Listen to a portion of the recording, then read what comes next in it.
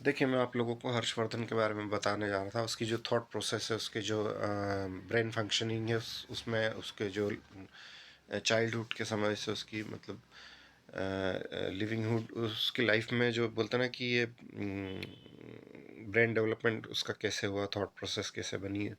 तो इतना deep observation, कीन ऑब्जर्वेशन, इवन उसका ये कहना है कि भाई टाइम कहीं अभी तक किसी भी चीज़ का टाइम कुछ भी स्पेंड नहीं हुआ है। पूरा ओवरऑल जितना भी है ये पूरा एक पूरा जो यूनिवर्स है, एक एक एक सेकंड है, एक एक मोमेंट है। मतलब कि वो अभी तक घट रहा है, बीता नहीं है। मतलब अगर जैसे कुछ टाइम अगर बीता भी है तो वो उसका हर्षवर्धन का ये कहना है कि भाई अर्थ ने उतने रिवॉल्यूशन लगाए हैं। मतलब जो बोलते हैं ना कि 24 आवर्स में अर्थ पूरा राउंड लगाती है।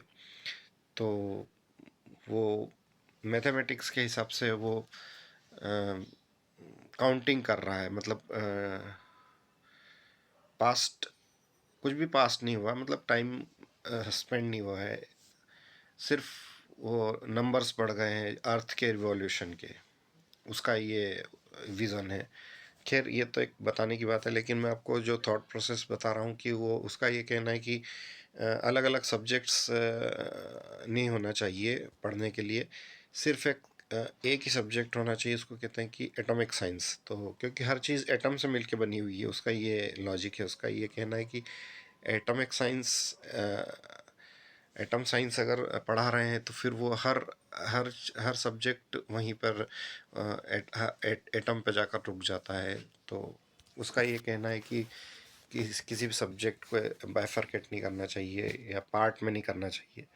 खैर, ये एक अलग बात है, लेकिन मैं आपको ईयर वाइज बताने जा रहा था। तो जो उसके जो थॉट प्रोसेस है, उसके जो ब्रेन डेवलपमेंट है, वो 1996 के हिसाब से आपको बता रहा हूँ। वो 8th स्टैंडर्ड में था और ये ईयर उसका बोर्ड एग्ज़ाम का था। मतलब उसको याद है कि 5th क्लास उसकी मेरिट बोर्ड एग्ज़ाम नहीं थी। तो उसने कॉन्सिक्वेंसेस पे तभी से ध्यान देना शुरू किया था। उसने उसकी जो लाइफ की कॉन्सिक्वेंसेस है, एक्चुअली जो उसकी कुछ अच्छा रिजल्ट देने की जो विल पावर थी, लेकिन उस साल वो मेरिट, उस साल वो क्लास मेरिट की नहीं थी। तो ये एक ऑब्जर्वेशन, ये कोई फ्रस्ट्रेशन या फेल्योर वाला